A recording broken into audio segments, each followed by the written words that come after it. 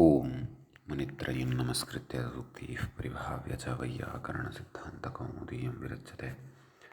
सर्वेभ्यः श्रोतृभ्यः नमः। अस्माभिः गतपाठे यद्यत् पठितं तद् एकवारं स्मरामः। वयं वैयाकरणसिद्धान्तकौमुदी इत्याख्यस्य ग्रन्थस्य तत्र हलन्तपुल्लिङ्गप्रकरणं पठन्तः स्मः। प्रकरणस्यास्य अस्माकं क्रमे तत्र सप्ततितमः पाठः गतपाठः प्रवृत्तः। अस्मिन् सप्ततितमे पाठे सर्वादौ वयं तत्र तादृश इति शब्दम् आदाय विमर्शं कृतवन्तः। तत्र त्यदादिषु दृशोनालोचने किञ्च अपि च आसर्वनाम्नः इति सूत्रद्वयस्य प्रयोगद्वारा इदम् उदाहरणद्वयम् अस्माभिः तत्र साधितं। तत्र विशेषेण नाम व्रश्चभ्रश्च इति सूत्रं यदस्ति तस्य प्रवृत्तिः भवतु वा षत्वार्थम् अथवा परत्वात् क्विन् प्रत्ययस्य कुः इत्यनेन कुत्वं विधाय खत्वं नाम खकारादेशः भवतु वा इति तत्र कैयटादीनां मतं न युज्यते, अयुक्तं वर्तते इति मूले तत्र उक्तं। यत् षत्वापवादत्वात् कुत्वेन खकारः इति कैयटहरदत्तादिमते तु चर्त्वाभावपक्षे ख एव श्रूयते न तु गः। कुतः? जष्ट्वं प्रति कुत्वस्य असिद्धत्वात्। तत्र कुत्वात् तत्र खकारः एव न लभ्यते, तर्हि नाम कस्य कृते न लभ्यते? जष्ट्वं यद् वर्तते तस्य कृते न लभ्यते, नाम जलाञ्ज जशोन्ते इत्यनेन तत्र चर्त्वं न ज्ञायते। अतः कुत्वस्य असिद्धत्वात् तत्र जष्ट्वं न प्रवर्तेत। तर्हि एवं व्याख्याने तु दोषः वर्तते। अथवा नाम तेषाम् एवं रीत्या यदि वचनम् अस्ति तर्हि तत्र समन्वयनं कर्तुं शक्यते। कुतः? तत्र उक्तं दिगादिभ्यो यत् इति निर्देशात् न असिद्धत्वम् इति वा बोध्यं। नाम दिगादिभ्यो यत् इत्यत्र यथा तत्र जष्ट्वं दृश्यते, अतः तन्नेतुदेशं पुरस्कृत्य प्रकृते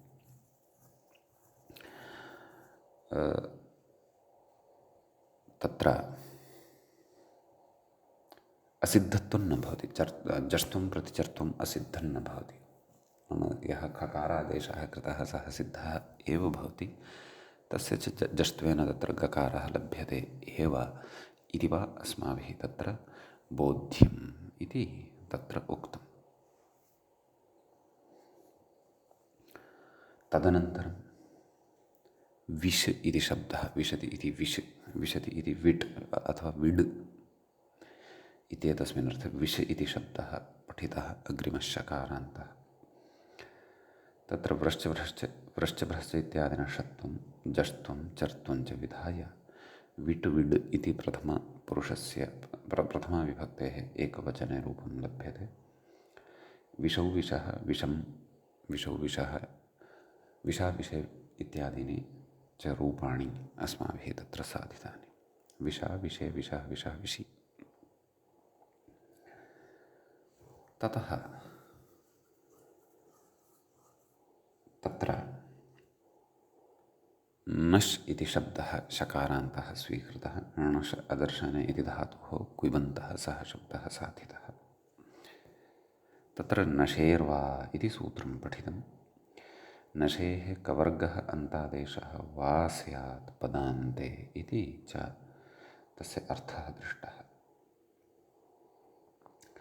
नक् नग् इति रूपद्वयं कुत्वपक्षे, नाम कवर्गान्तादेशः यस्मिन् पक्षे कृतः तस्मिन् पक्षे एतद् रूपद्वयं।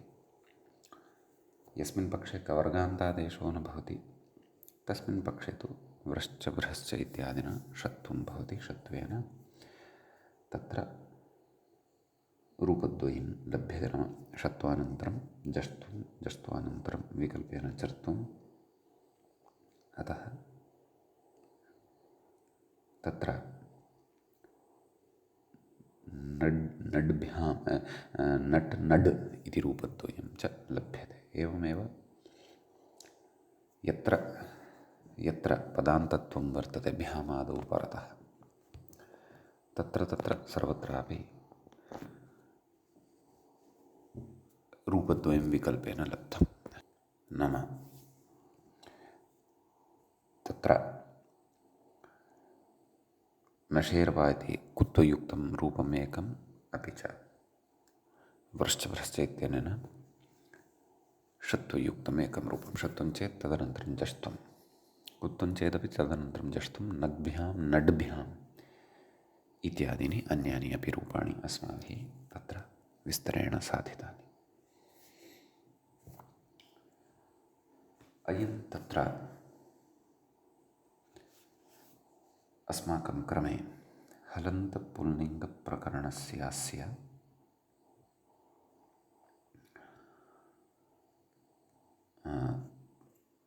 सप्ततितमः पाठः सम्पन्नः। अधुना तावत् अस्माकं क्रमे एकसप्ततितमः पाठः प्रकरणस्यास्य भवति तत्र आरब्धः। घृतस्पृश इति रूपं साधनीयं वर्तते, परन्तु तदर्थं सूत्रम् एकम् अस्माभिः पठनीयम् अस्ति। सूत्रं वर्तते एवं: स्पृशोऽनुदके क्विन् इति। इतः पूर्वं गतपाठस्य अन्ते तत्र व्याख्यायाः पङ्क्तयः याः पठिताः ताः अपि किञ्चित् अत्र स्मरामः। नट् नडिति षत्वपक्षे जष्ट्चर्त्वाभ्यां रूपे, नग्भ्यां नड्भ्याम् इति कुत्वपक्षे जष्ट्वपक्षे ककारः, षत्वपक्षे तु जष्ट्वेन डकारः, मस्जिनशोर्झलि इति नुं तुन धातोर्विहिते प्रत्यये एव तत्प्रवृत्तेर्वक्ष्यमाणत्वात् इति। अधुना पश्यामः स्पृशोऽनुदुके क्विन् इति। तत्र स्पृशः इति एकं पदं भवति, पञ्चम्यन्तम् इदं पदं भवति। स्पृश इत्यस्य पञ्चमे विभक्तेः एकवचने इदं पदं भवति। अनुदके इति सप्तम्यन्तं भवति, सप्तमे विभक्तेः एकवचनान्तं भवति।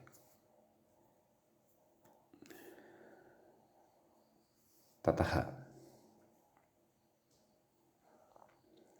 क्विन्, क्विन् इति प्रथमान्तं भवति, प्रथमाविभक्तेः एकवचनान्तं भवति। आहत्य त्रीणि पदानि अस्मिन् सूत्रे भवन्ति। तत्र न उदकम् अनुदकं तस्मिन् अनुदके इति। उदकं नाम जलम् इति सामान्येन वयं जानीमः अस्य अर्थं। विशिष्टार्थः अथवा अर्थान्तराणि तु अस्माभिः कोशे अपि द्रष्टुं शक्यानि। अस्तु, ततः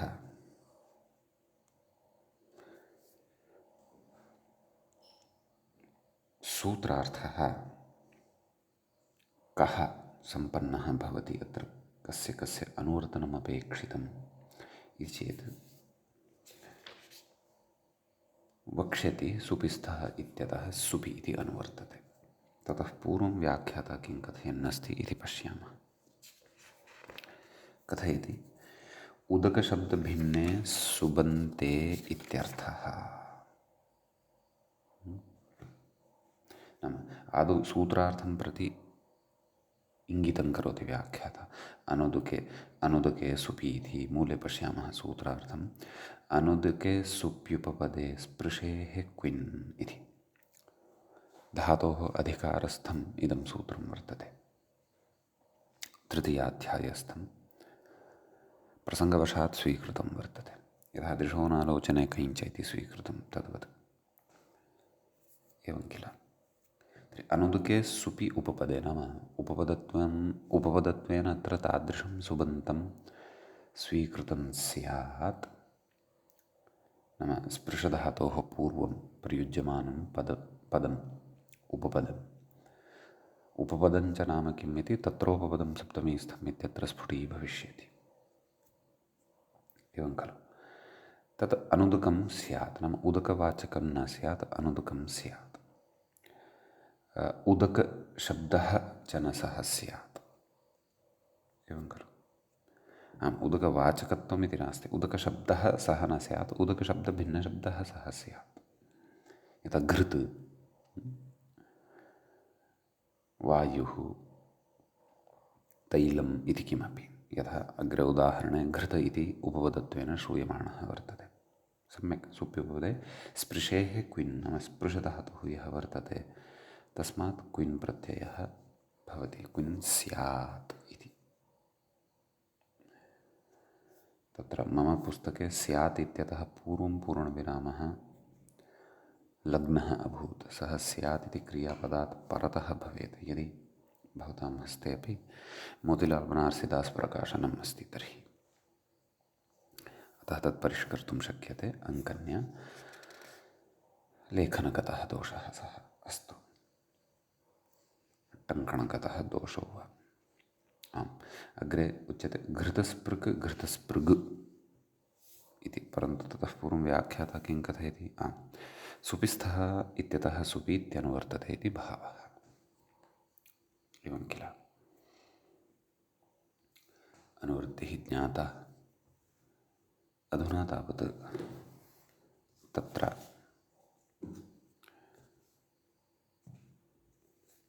अग्रे रूपसिद्धिः कर्तव्या।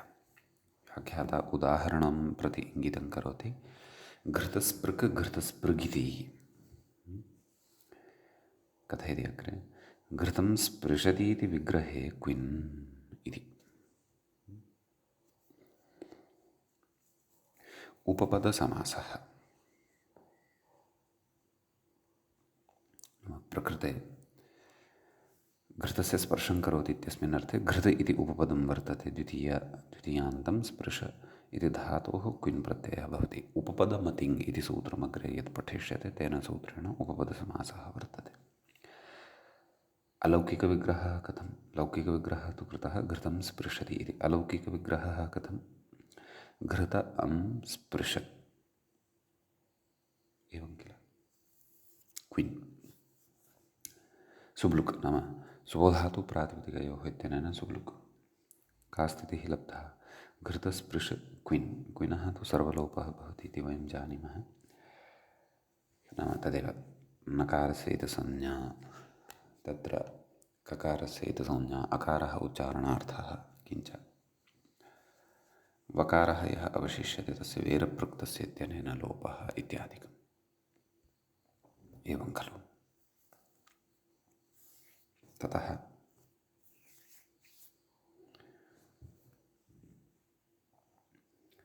अग्रे उच्यते घृतस्पृशशब्दात् सुबुत्पत्तिः। घृतस्पृश सु, सोः हल्ङ्यादिलोपः। नाम सुप्रत्ययः यः भवति तस्य हल्ङ्यादिना लोपः भवति इति भावः। ततः अग्रे कथयति क्विन् प्रत्ययस्य इति कुत्वस्य असिद्धत्वात्। क्विन् प्रत्ययस्य कुः कस्याम् अवस्थायां? घृतस्पृश इत्यत्र। कुत्वस्य असिद्धत्वात् पूर्वं व्रश्च भ्रश्च इति शः नाम तेन षत्वं भवति। एवं किल। तर्हि घृतस्पृश कथयति तस्य जष्ट्वेन डः नाम यथा तादृश इत्यत्र प्रक्रिया दृष्टा खलु, तद्वदेव अस्ति। घृतस्पृड् तस्य कुत्वेन गः, घृतस्पृग्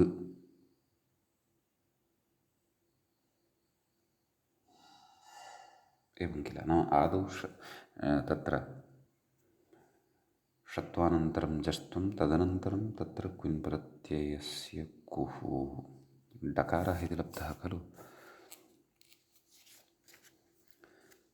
तस्य कुत्वेन आं सत्यं डकारस्य पुनः तत्र क्विन् प्रत्ययस्य कुः इत्यस्य प्रवृत्तिः भवितुम् अर्हति खलु। पुनः नाम पुनः न भवति, परन्तु पूर्वम् आरम्भे एव एषा प्रवृत्तिः जायमाना आसीत् शकारस्य खकारं कर्तुं। सर्वोपि सिद्धान्तः यथा पूर्वं पठितः कैयटादिमतं पुरस्कृत्य, तद्वदेव अत्रापि प्रक्रिया ज्ञेया इति भावः। यद्यपि कैयटमतम् अत्र न स्वीक्रियमाणं वर्तते, अत्र तु यथोक्तं मतमेव स्वीक्रियमाणं वर्तते, दीक्षितमते यत् या प्रक्रिया अस्ति। सम्यक्। तस्य कुत्वेन गः नाम क्विन् प्रत्ययस्य कुः इत्यनेन, तस्य चर्त्वविकल्पः इति भावः। ततः चर्त्वविकल्पेन घृतस्पृक् घृतस्पृग् इति रूपद्वयं लभ्यते इत्यर्थः। सम्यक्। द्विवचने घृतस्पृशौ घृतस्पृशः एवं किल। ततश्च संबोधनं हे घृतस्पृक्, हे घृतस्पृग्, हे घृतस्पृशौ, हे घृतस्पृशः। द्वितीया घृतस्पृशं घृतस्पृशौ घृतस्पृशः। तृतीया घृतस्पृशा घृतस्पृग्भ्यां घृतस्पृग्भिः। चतुर्थी घृतस्पृग्भ्यः घृतस्पृशे घृतस्पृग्भ्यां घृतस्पृग्भिः। पंचमी घृतस्पृशः घृतस्पृग्भ्यां घृतस्पृग्भ्यः। षष्ठी घृतस्पृशः घृतस्पृशोः घृतस्पृशां। सप्तमी घृतस्पृशी घृतस्पृशोः घृतस्पृक्षु। तदेव व्याख्यात्र रूपद्वयम् उक्तम् अग्रे, घृतस्पृग्भ्यां घृतस्पृक्षु। एतद् रूपद्वयं दृष्ट्वा अन्यानि रूपाणि स्वयमेव अध्येतृभिः साधयितुं शक्यन्ते इति किञ्चित् साहाय्यं व्याख्यात्रा कृतम्। अस्तु, अग्रे कथयति। अथ क्विन् प्रत्ययस्य कुः इत्यत्र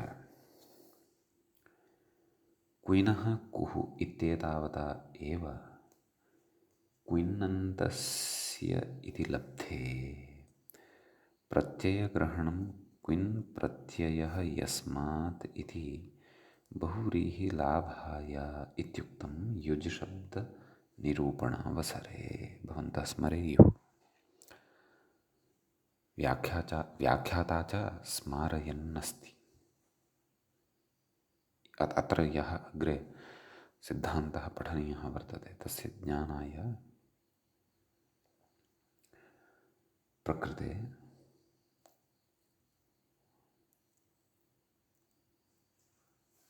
अयम् उक्तः विषयः स्मर्तव्यः अस्ति। अत्र पठनेनैव स्मर्यते। पुनः पश्यन्तु। क्विन् प्रत्ययस्य कुः इत्यत्र क्विनः कुः इत्येतावता एव क्विन्नन्तस्य इति लब्धे। नाम क्विन्नन्तस्य इति अर्थः लब्धः भवति खलु, क्विनः कुः इत्येव उच्येत। प्रत्ययग्रहणं तत्र कुतः इति चेत् तदेव तत्र प्रत्ययग्रहणं क्विन् प्रत्ययः यस्मात् इति बहुव्रीहिलाभाय उक्तं। नाम बहुव्रीहिसमासः तत्र भवतु इत्येतदर्थम् उक्तम्। बहुव्रीहिः कुतः कथयति, नाम तद्विषये तु वक्ष्यते, परन्तु नाम इति यदुक्तं तद् क्व उक्तं युज्शब्दनिरूपणावसरे। नाम युज्शब्दः यदा जकारान्तेषु अस्माभिः व्याख्यातः, तत्र अयं विषयः अस्माभिः उक्तः। अग्रे कथयति। तस्य प्रयोजनमाह।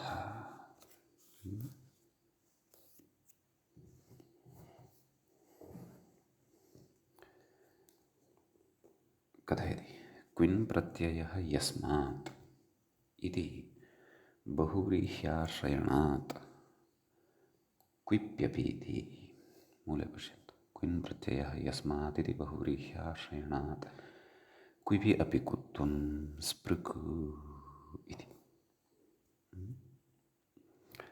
आदौ सरलतया अत्र अर्थं कथयामि नाम यस्मात् क्विन् प्रत्ययः विहितः भवति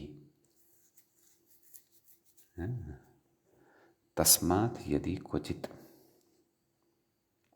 क्विप् प्रत्ययः अपि लभ्यते तर्हि अपि कुत्वं भवति केन क्विन् प्रत्ययस्य कुः इत्यनेन एव भवति एवं किल तत्र क्विन् प्रत्ययः नास्ति अधुना क्विप् वर्तते तथापि भवति कुतः यतोहि तत्र बहुव्रीहिः आश्रीयते क्विन् प्रत्ययस्य कदाचित् स्थलान्तरे क्विन् प्रत्ययः तस्मात् विहितः भवतु अधुना नास्ति चिन्ता नास्ति अधुना क्विप् अस्ति परन्तु बहुव्रीह्याश्रयणात् कस्याञ्चित् अवस्थायां वा तस्मात् शब्दात् क्विन् प्रत्ययः कृतः भवतु इति न क्विन् प्रत्ययः सः भवतु एवं किल कथयति व्याख्याता सति भवतीति शेषः इति क्विन् प्रत्ययः यस्मात् इति बहुव्रीह्याश्रयणात् क्विपि सति अपि कुत्वं भवति नाम एतत् पदद्वयं मूले पङ्क्तौ योजनीयम् इतोपि यदि अस्माकं तत्र स्पष्टता अपेक्षिता इति व्याख्याता कथयन् अस्ति क्विपि सति अपि कुत्वं तदनन्तरं भवति इत्यपि अन्ते योजयन्तु इति भावः एवं किल बोधयति व्याख्याति पङ्क्तिं व्याख्याता अपि कथं व्याख्याति इत्यपि पश्यामः कथयति अनुदके सुप्युपपदे तावत् स्पृशः क्विन् विहितः सम्यक् नाम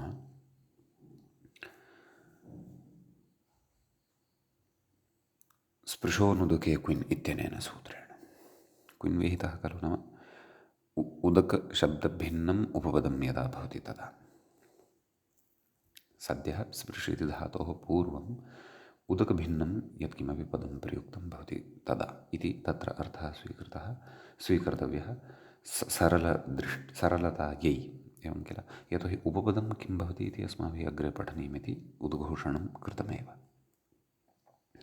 अस्तु किं कथयति अनुदके सुप्युपपदे तावत् स्पृशः क्विन् विहितः नाम स्पृश इत्येतस्मात् क्विन् विहितः अतः निरुपसर्गात् स्पृशेः क्विबेव एवं खलु नाम निरुपसर्गात् यत्र तत्र उपसर्गत्वं यदा न भवति अथवा निरुपपदात् इति वा वक्तव्यं नाम उपपदत्वं यदा न भवति स्पृशधातोः तदा तु स्पृशधातोः क्विबेव प्रत्ययः भवति क्विन् न भवति यतः क्विनः कृते तु तत्र विशिष्टम् उपपदम् अपेक्षितं भवति एवं खलु कथयति तस्य सम्प्रति क्विन्नन्तत्वाभावे अपि नाम अधुना तु तस्य क्विन्नन्तत्वं नास्ति किल क्विन्नन्तत्वस्य अभावः वर्तते तदेव कथयति तस्य सम्प्रति क्विन्नन्तत्व अभावे अपि कुत्वं भवत्येव कुत्वस्य प्रवृत्तिः भवत्येव इति एवं किल कथयति बहुव्रीह्याश्रयणेन कदाचित् बहुव्रीह्याश्रयणेन कदाचित् क्विन्नन्तत्वमात्रेण अपि क्विन् प्रत्ययान्तत्वयोग्यतालाभात् इति भावः एवं किल यथा उदाहरणाय अद्य मया श्वेतानि वस्त्राणि धृतानि, ह्यः मया पीतानि वस्त्राणि धृतानि आसन्, एवं किल। तर्हि अद्य अहं श्वेताम्बरः अस्मि, कश्चन मां दिवसे दृष्टवान्, तस्य बुद्धौ अस्ति अहं पीताम्बरः अस्मि। तर्हि श्वेतवस्त्राणि धृतवन्तम् अपि सः मां पीताम्बरः इति कथयेत्। तद्वत् सद्यः नाम स्पृश इति शब्दात् क्विन् प्रत्ययः विहितः, सः अधुना क्विबन्तत्वेन दृश्यमानः वर्तते, परन्तु कदाचित् वा तस्मात् क्विन् प्रत्ययः विहितः खलु। अतः अयं स्पृशशब्दः यः अधुना स्वीकृतः क्विबन्तः, सः क्विन् प्रत्ययः नास्ति इति वक्तुं न शक्नुमः। यदा तस्मात् पूर्वं कस्याञ्चित् अवस्थायाम् अनुदुकम् उपपदम् आगत्य तिष्ठति, तदा तस्य क्विन्नन्तत्वम् अस्ति खलु, एवं किल। अधुना नास्ति तस्य क्विन्नन्तत्वं, परन्तु क्विन् प्रत्ययः तु सः अधुनापि अस्ति, यतोहि क्विन् प्रत्ययः यस्मात्। बहुव्रीहिणा च इदं नोच्यते, अधुनैव क्विन् अपेक्षितः न। क्विन् प्रत्ययस्तु तस्मात् कदापि भवितुम् अर्हति। अत्र निमित्तानि न सन्ति अतः न भवति, परन्तु क्वचित् अन्यत्र तु भवत्येव खलु। अतः क्विन् प्रत्ययस्य कुः इत्यत्र क्विन् प्रत्ययस्य इति बहुव्रीह्याश्रयणेन क्विपि अपि कार्यं भवति, कुत्वरूपं कार्यं भवति, यच्च कार्यं क्विन् प्रत्ययस्य क्विनि परतः भवति इति भावः, इति सिद्धान्त्यते। एवं किल। कथयति षड्गकाः प्राग्वत् इति मूले रूपं दत्तं खलु, स्पृक् इति। षड्गकाः कोऽर्थः? षश्च डश्च गश्च कश्च षड्गकाः इतरेतरयोगद्वन्द्वेन चत्वारि कार्याणि उक्तानि वर्तन्ते अत्र। कानि तानि? पठितानि तानि अस्माभिः। कथयति अग्रे, षत्वजस्त्वकुत्वचर्त्वैरिति भावः इति। षत्वं नाम तत्र व्रश्च इति सूत्रम् आदौ प्रवर्तते स्पृश इति अवस्थायां, तदनन्तरं जष्ट्वं जलाञ्जषोन्ते स्पृड्, तदनन्तरं कुत्वम् अर्थात् क्विन् प्रत्ययस्य कुः स्पृग्, तदनन्तरं चर्त्वम् अर्थात् विकल्पेन चर्त्वम्। षडगकाः इत्यत्र ष इत्यनेन, व्रश्च इति सूत्रं ड इत्यनेन, जलाञ्जषोन्ते इति सूत्रं ग इत्यनेन, क्विन् प्रत्ययस्य कुः इति सूत्रं क इत्यनेन, वावसाने इति सूत्रं च गृह्यते इति भावः लाघवेन उक्तवान्। सा च एषा प्रक्रिया पूर्वं पठिता एव, अतः प्राग्वत् इति कथयति। सम्यक् कथयति व्याख्याता अग्रे, इति शान्ताः, नाम एते शान्ताः, तर्हि शान्ताः शान्ताः अर्थात् शान्ताः शान्तिं गताः, तथा नास्ति अर्थः, मया विनोदाय उच्यते। शकारान्ताः शब्दाः एतावता पठिताः। अधुना षकारादयः शब्दाः नाम षकारान्ताः शब्दाः नाम मूर्धन्यषकारान्ताः शब्दाः पठनीयाः वर्तन्ते। तत्र कथयति व्याख्याता आदौ, दधृष शब्दस्य व्युत्पत्तिं दर्शयति।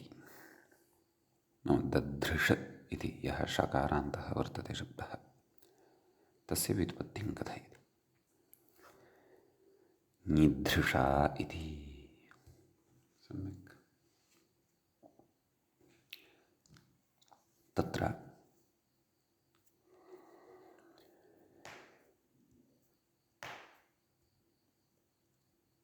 मूले पश्यामः। निधृषा प्रागल्भ्ये इति धातुः वर्तते, एवं किल? तत्र मूले उक्तं निधृषा प्रागल्भे इति अस्मात् ऋत्विक्दध्रिक् इत्यादिना क्विप् नाम निपातनवशात् क्विप् लभ्यते इति। ऋत्विक्दध्रिक् द्वितीयः एव शब्दः तत्र पठितः खलु, दध्रिक् इति। तत्र च क्विन्नन्ताः निपात्यन्ते इति अयं विषयः अस्माभिः पूर्वमेव विस्तरेण पठितः वर्तते। धातुः तत्र कः? निधृष् इति, एवं किल? तत्र व्याख्याता कथयति निधृषा इति धातुः वर्तते खलु, आदिनीटुडवः इति ञीः इत्, नाम आदिनीटुडवः इत्यनेन ञी इति यः वर्तते तस्य इत् संज्ञा उच्यते। सम्यक्। अग्रे आकारस्तु उपदेशे जनुनासिक इति इत्, आकारस्य इत् संज्ञा भवति। धातोः ञीत् करणस्य नाम ञी इत्यस्य इत् संज्ञायाः विधानस्य, धातोः ञीत् करणस्य नाम ञी इत् यस्य सः ञीत्, अपि च आकारस्य इत् संज्ञायाः करणस्य च प्रयोजनं तु अनुपदमेव अग्रिमप्रकरणेषु स्फुटी भविष्यति। भवतु नाम कथयति अस्तु ऋत्विगादिना इति मूले पश्यन्तु। ऋत्विग आदिना क्विप् नाम ऋत्विगदीर्घस्रगदीर्घषुणिगञ्च क्विप् न क्विन् इति क्षन्तव्यः। कथयति क्विन्नादित्रयं निपात्यते, नाम आदिशब्देन तत्र अन्यानि कार्याणि अपि वर्तन्ते, क्विन्नेव न, इतोपि आहत्य त्रीणि कार्याणि अत्र वर्तन्ते, एवं किल? कानि तानि? मूले पश्यन्तु। द्वित्वम् अन्तोदात्तत्वं च निपात्यते, नाम एकः क्विन्, अपरं द्वित्वं, तृतीयं च अन्तोदात्तत्वं प्रकृते निपात्यन्ते। व्याख्याता कथयति क्विनि नाम द्वित्वादिकं सर्वं विधाय प्रदर्शयति, व्याख्याति इति भावः। कथयति क्विनि लुप्ते नाम क्विनः सर्वलोपः भवति, धृष् इत्यस्य द्वित्वम्, अयं विषयः अस्माभिः पूर्वं किञ्चित् पठितः, क्व ऋत्विगदीर्घसर्ग इत्यत्र भवन्तः स्मरेयुः, विस्तरेण तु अधुना पठ्यमानः वर्तते। इतोपि विस्तरेण निधृषा इति धातुः यदा पठिष्यते तद्विषये तत्र इतोपि विस्तरेण पठिष्यते। भवतु नाम आं कथयति क्विनि लुप्ते धृष् इत्यस्य द्वित्वं भवति। सम्यक्। तत्र धृष् इति जायते, इदमपि निपातनवशादेव भवति द्वित्वम्। उरुत् इति रपरत्वम्, एवं खलु? नाम आदौ दृश इति कृतं खलु, आदौ सकृतत्र हलादिशेषः इत्यनेन हलादिशेषः कर्तव्यः। धृष् तदनन्तरम् उरुत् इत्यनेन अभ्यासे यः नाम द्वित्वानन्तरं हलादिशेषः एतदनन्तरं च अभ्यासे यः अभ्यासः नाम प्रथमतया धृ इति यः श्रूयते सः अभ्यासः द्वित्वानन्तरं पूर्वोऽभ्यासः इत्यनेन। तत्र ऋवर्णः यः वर्तते तस्य ऋवर्णस्य तत्र उरुत् इत्यनेन रपरत्वं भवति। नैव, उरुत् इत्यनेन अकारादेशः भवति, रपरत्वम् इति न, अकारादेशः। स च रपरः सन् प्रवर्तते इति भावः। अतः उरुत् रपरत्वम् इत्यस्य एवम् अर्थं न स्वीकुर्वन्तु यत् उरुत् इत्यनेन रपरत्वं न, उरुत् इति भिन्नं कार्यं, रपरत्वम् इति भिन्नं कार्यम्। अर्थात् प्रकृते धृ इत्यस्य यः ऋ वर्तते तस्य ऋकारस्य उः अर्थात् कोऽर्थः ऋकारस्य इति उर्णरपरः इत्यत्र यथा पठितं तद्वदेव उरुत् इत्यत्रापि। उरुत् इति सूत्रं यद्यपि अस्माभिः यथाञ्चक्रेति रूप सिद्धिवेलायां तिङन्तेषु पठिष्यते। सद्यः अपेक्षानुसारं तस्य किञ्चिदिव परिचयम् अत्र वयं बुद्धौ स्थापयामः प्रकृतशब्दस्य रूपसिद्ध्यर्थम्। अस्तु, तर्हि उरुत् इत्यनेन अकारादेशः क्रियते कस्य स्थाने? ऋवर्णस्य स्थाने।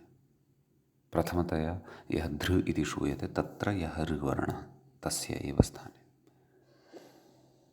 स च रपरसन् प्रवर्तते उरुण्रपरः इत्यनेन, अतः अर् इति लभ्यते। तर्हि किमायातं? धर् धृष्। धर् धृष् इत्यवस्थायां कथयति हलादिशेषः, नाम पुनः अत्र हलादिशेषः भवति। द्विः वारद्वयं हलादिशेषः अत्र भवति। अधुना धर् इत्यस्य ध इति अवशिष्यते। अभ्यासस्य आदिहल हल् शिष्यते, अन्ये हलो लुप्यन्ते। तर्हि ध धृष् एवं खलु। ततः अभ्यासे चर्चा, नाम अभ्यासकार्यं विधाय धकारस्य जष्ट्वेन दकारः आगच्छति। दधृष। दधृष शकारान्तः शब्दः। नैव मूर्धन्यषकारान्तः शब्दः एषः सिद्धः भवति, न तु तालव्यान्तः इति अवधानं कर्तव्यं। यतोहि वयम् अधुना मूर्धन्यषकारान्तान् शब्दान् पठन्तः स्मः। सम्यक्।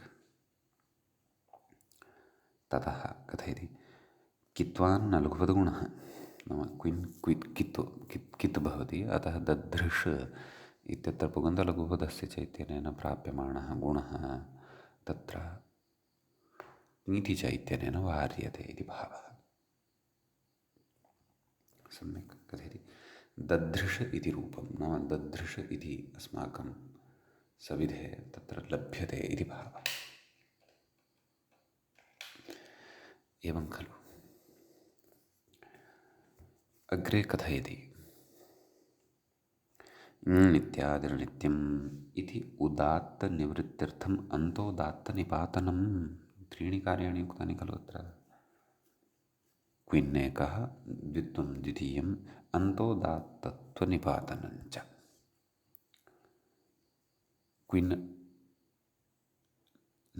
नित् अस्ति खलु, अतः नित् प्रत्ययः यत्र भवति तत्र नित्यादिर्नित्यम् इति सूत्रम् अग्रे पठिष्यते अस्माभिः स्वरप्रकरणे।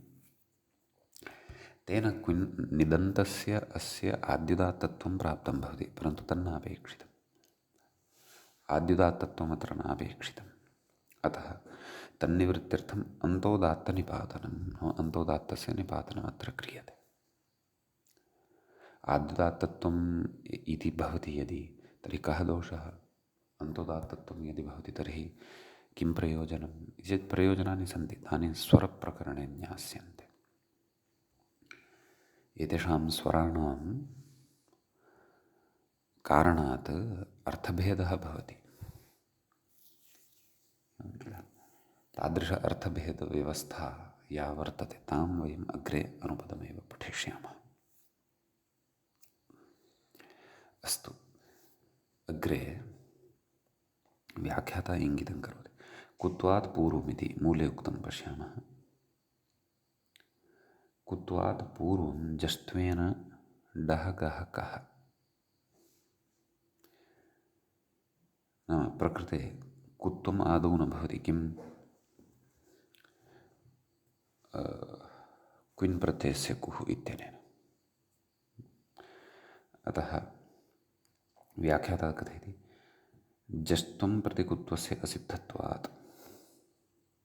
यथा पूर्वं तादृश इत्यादिषु विचारितं खलु, तद् प्रथमं जष्ट्वेन षस्य डकारः इत्यर्थः। अतः कुत्वात् पूर्वं जष्ट्वेन डकारः डत्वं भवति। अतः तत्र सदृढ इति स्थितिः लब्धा। एवं खलु। कथयति गः कः, मूले गः कः कथयति कुन् प्रत्ययस्य कुः इति डस्य कुत्वेन गकारः। मूले गः इति यदुक्तं तस्य अयम् अर्थः। तर्हि का स्थितिः लब्धा? दधृड् इति आसीत् खलु, दधृग् इति लब्धम्। अग्रे कथयति तस्य चर्त्वेन ककारः इत्यर्थः। चर्त्वेन ककारः लभ्यते, दधृक् इति आयाति। अपि च वावसाने इत्यस्य विषये न उक्तवान्, मूले अस्ति खलु दधृक् इति, नाम विकल्पेन खलु भवति। अतः दधृग् चर्त्वं विकल्पेन वावसाने इत्यनेन। अतः दधृग् इति रूपद्वयं लभ्यते। सम्यक्। ततः दधृषौ दधृषः इति द्विवचने बहुवचने च रूपद्वयं मूले दत्तं वर्तते। ददृग्भ्याम् इत्यादिना अन्यानि रूपाणि अस्माभिः स्वयं साधनीयानि इति भावः। तर्हि दधृग् दधृषौ दधृषः इति प्रथमं। हे दधृग् हे दधृग् हे दधृषौ हे दधृषः। दधृषं दधृषौ दधृषः इति द्वितीया। तृतीया दधृषा दधृग्भ्यां दधृग्भिः। चतुर्थी दधृषे दधृग्भ्यां दधृग्भ्यः। पंचमी दधृषः दधृग्भ्यां दधृग्भ्यः। षष्ठी दधृषः दधृषोः दधृषां। सप्तमी दधृषि दधृषोः दधृक्षु। एवं किल। सु इत्यस्य षत्वं भवति, तदनन्तरं काशयोगे दधृक्षु इति रूपं च सिद्धं भवति। समीचीनम् इति अयम् अत्र कश्चन विशेषो भवति। अधुना षकारान्तेषु अग्रिमः षकारान्तः कश्चन शब्दः अत्र स्वीक्रियमाणः वर्तते। व्याख्याता तत्र इङ्गितं करोति रत्नमुडिति। मूले पश्यामः। ततः पूर्वं दधृक् इत्यस्य व्युत्पत्तिः उक्ता खलु। मूले किं धृष्णोति इति दधृक्। तत्र ञधृषा प्रागल्भ्यार्थे धातुः वर्तते इत्यपि तत्र उक्तमेव। मूले एव साक्षात् तत्र उक्तम्। प्रगल्भता नाम विशिष्टा काचित् विशिष्टं गाम्भीर्यं। तत्र उत्साहः, उद्यमः, उद्योगः, अध्यवसायः, अभियोगः इति एतादृशाः अर्थाः दृश्यन्ते कोशेषु प्रगल्भशब्दस्य। अतः प्रागल्भ्यं प्राप्नोति अथवा तद् धृष्णोति, यतोहि स्वादिगणस्थः अयं धातुः। धृष्णोति इति दधृक् अथवा दधृक् अस्तु। अग्रे रत्नं मुष् इति शब्दः यः साधनीयः वर्तते तस्य व्युत्पत्तिं कथयति मूले ग्रन्थकारः। रत्नानि मुष्णाति इति रत्नमुट् रत्नमुड् वा एवं खलु। व्याख्याता कथयति मुषस्ते ये क्विप् इति। तत्र स्तेयः नाम चौर्यम् एवं किल। अतः तत्र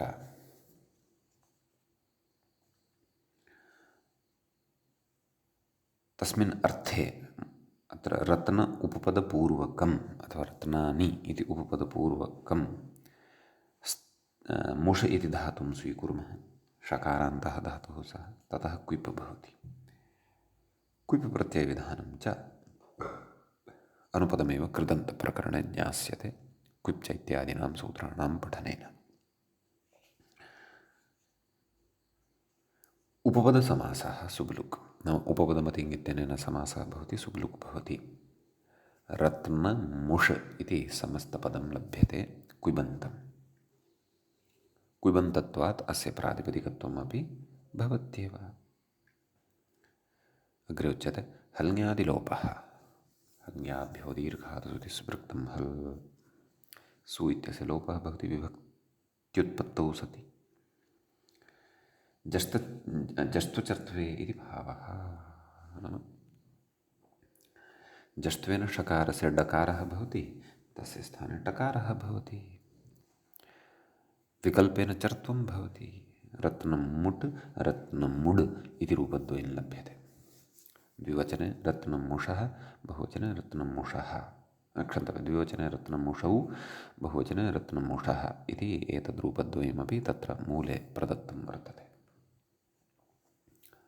सम्यक् इति प्रथमा। द्वितीया, हे रत्नमुट्, हे रत्नमुड्, हे रत्नमुषौ, हे रत्नमुषः। क्षन्तव्यः इति सम्बोधनं। द्वितीया, रत्नमुषं रत्नमुषौ रत्नमुषः। तृतीया, रत्नमुषा रत्नमुड्भ्यां रत्नमुड्भिः।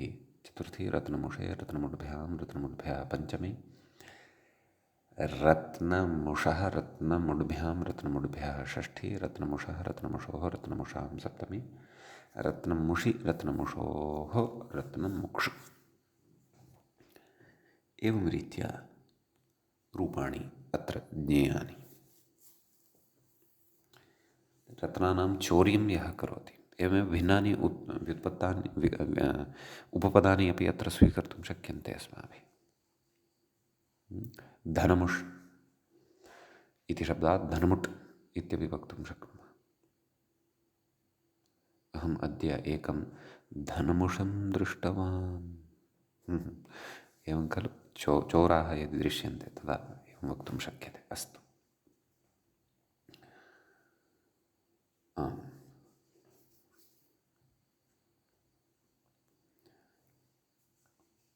ततः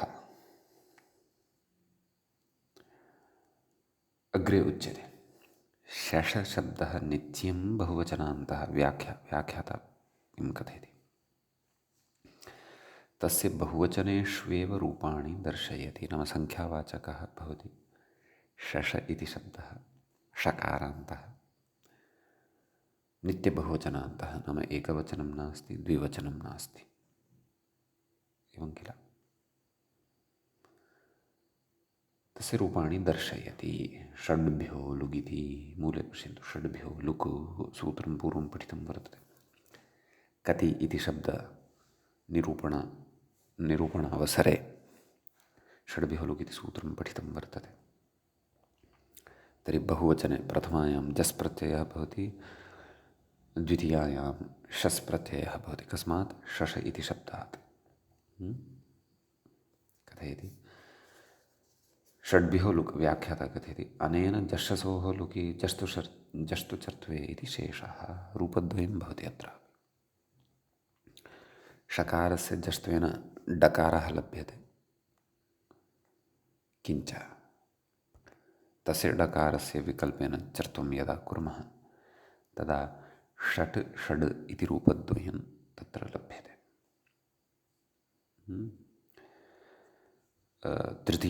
तृतीयायां रूपं दर्शयति मूले षड्भिः। अत्र तु जष्ट्वेन डकारः एव, चर्त्वस्य अवसरः नास्ति निमित्ताभावात्। चतुर्थ्याः रूपं प्रदर्शयति षड्भ्यः। पञ्चम्याः रूपं प्रदर्शयति षड्भ्यः। षष्ठ्यां पठितां व्यवस्थां, नाम प्रकृते षष्ठी विभक्तौ परतः पठितां व्यवस्थां स्मारयति। किं? षट् चतुर्भ्यश्च इति नुट्, तेन नुडागमः भवति। एवं खलु? शश इति षकारान्तः शब्दः षट्संज्ञकः अस्ति। षणान्तः षट्, अतः षट् चतुर्भ्यश्च इत्यनेन सूत्रेण आमः नुडागमः भवति। एवं किल? तर्हि शश न आम्, शश नाम् इति स्थितिः जायते। कथयति अनामिति पर्युदासात् ष्टुत्वनिषेधः। एवं किल? न पदान्ताटोरनाम् इति निषेधवशात् ष्टुत्वस्य निषेधः उच्यते। एवं किल स्थितिः का वर्तते, षड् नाम् इति स्थितिः वर्तते। शश इत्यत्र यः षकारः वर्तते तस्य जष्ट्वेन डकारः तु भवितुमर्हत्येव। कुतः? यतोहि स्वादिषु सर्वनामस्थाने इति नुटि च सति अजादित्वम् आमः न भवति, डत्वं भवत्येव किल। अतएव उक्तम् अनाम् इति पर्युदासात्, नाम अनां नवतिनगरीणाम् इति वाच्यम् इति। तर्हि नाम परतः अस्ति इति कृत्वा ष्टुत्वनिषेधः अत्र भवति, नाम ष्टुत्वं न भवति। केन? ष्टुना ष्टुः इत्यनेन। नाम नाम इत्यस्य नकारस्य ष्टुत्वं न भवति इति ष्टुना योगे सत्यपि। यतोहि अनां नवतिनगरीणाम् इति वाच्यम् इति अनां नवतिनगरीणां न, तस्य अपेक्षा नास्ति। सूत्रेणैव सिद्ध्यति खलु। अतः सूत्रे एव उक्तं खलु किं, न पदान्ता टोः अनाम् इति। सम्यक्। तर्हि वार्तिकस्य अपेक्षा नास्ति। अस्तु, पर्युदासात् ष्टुत्वनिषेधः, नाम ष्टुत्वनिषेधः अत्र उच्यते। तर्हि कथं? षण्णाम् इति उभयत्रापि णकारः कथं श्रूयेत?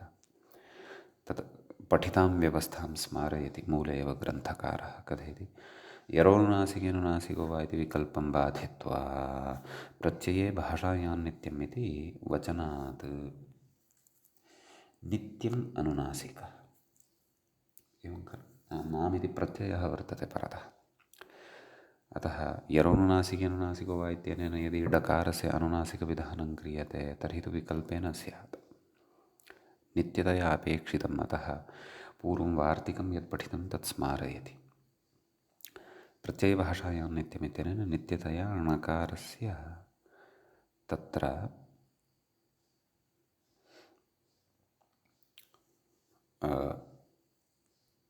अनुनासिकत्वं भवति। सम्यक्। नाम षड् इत्यत्र विद्यमानः यः डकारः तस्य स्थाने णकारः आयाति। षण् नाम् एवं किल। षण् नाम् इत्यवस्थायां तत्र नाम् इति यः वर्तते नकारः, तस्य नकारस्य अपि णत्वं खलु अपेक्षितं। तर्हि तन्नणत्वं कथं लभ्यते? ष्टुत्वेन किल। स्तोः ष्टुना ष्टुः, ष्टुः कः? णकारः वर्तते। एवं किल। तथा चेत् तदा अनामिति पर्युदासः नाम निषेधः न प्रवर्तते वा इति जिज्ञासा जायते किल। न पदान्तात् टोः अनाम् इत्युच्यते। यदि णत्वं विहितम् अनुनासिकत्वेन तत्र णकारः आगतः चेदपि सः णकारः तत्र टवर्गरूपः एव अस्ति खलु, ट ठ ड ढ ण। तर्हि ततः परतः नाम् इत्यस्य विद्यमानस्य नकारस्य णत्वं कथम् इति जिज्ञासा जायते।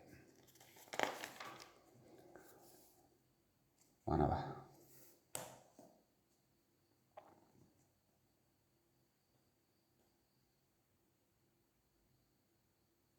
इत्यस्ति। यरोनुनासिकेनुनासिको इति विकल्पं बाधित्वा प्रत्यये भाषायां ततः अपि पूर्वं तत्र नाम अनामिति पर्युदासात् ष्टुत्वनिर्देशः, ष्टुत्वनिषेधः इत्युक्तं। न पदान्ताटोरनाम इत्यनेन ष्टुत्व मया एव दोषः आचरितः, क्षन्तव्यः। अनामिति पर्युदासात् न ष्टुत्वनिषेधः, मम प्रमादः, कृपया परिष्कुर्वन्तु। मया नकारः न पठितः। अनामिति पर्युदासात् न ष्टुत्वनिषेधः, नाम ष्टुत्वस्य निषेधः न भवति भोः। अनामिति निषेधः उक्तः अस्ति खलु तत्र, न नाम पदान्तात् टवर्गात् परतः विद्यमानस्य स्तोः ष्टुत्वं न भवति इत्युच्यते। परन्तु नाम भिन्नस्य, नाम इत्यस्य तु भवत्येव इति तत्र अर्थः। सम्यक्। अस्तु तर्हि तु पूर्वमेव प्रकृतेः ष्टुत्वं कर्तव्यं नाम षड् नाम् इत्यत्रैव षड् नाम् इत्यत्रैव ष्टुत्वं षड् णाम् इति लभ्यते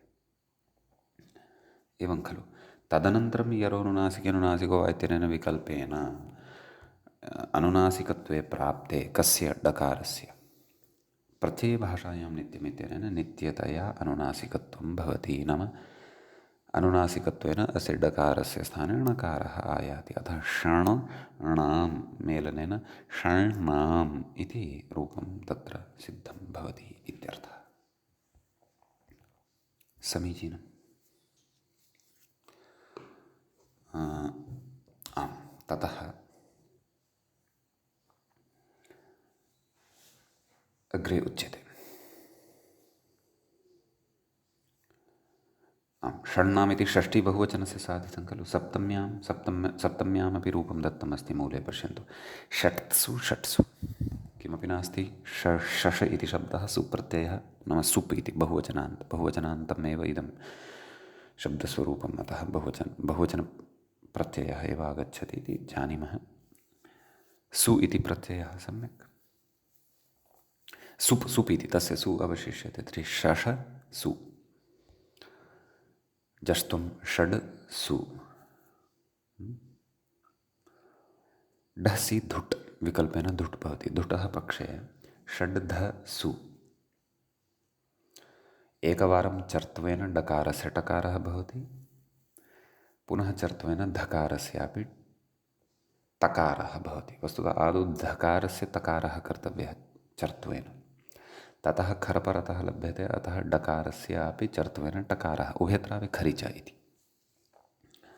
एवं खलु अतः षट्सु इति रूपं सिद्धं भवति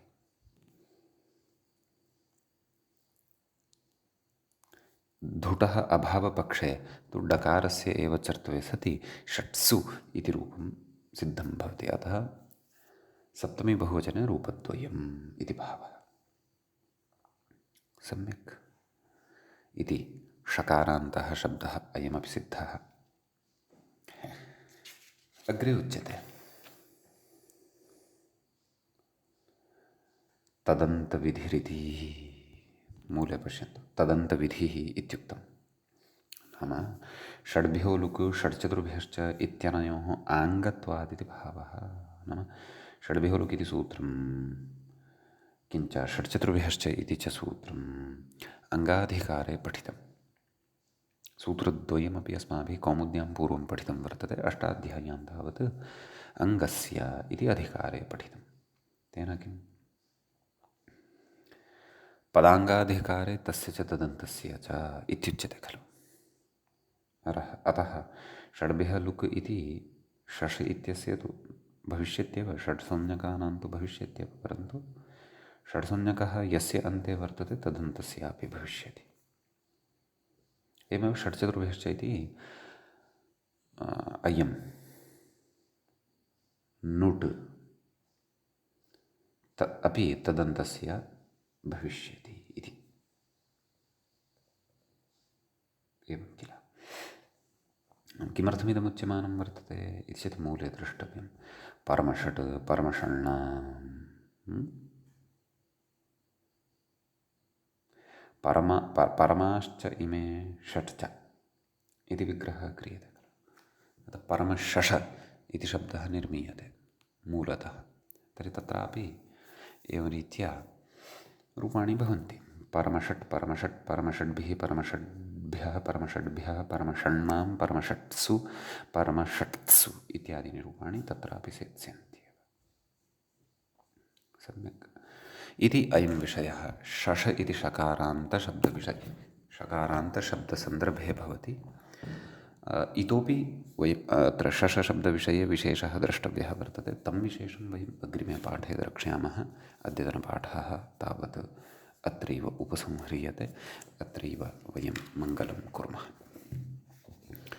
मुनित्रयं नमस्कृत्य उक्तिः परिभाव्य च वैयाकरणसिद्धान्तकौमुदीयं विरच्यते एवञ्च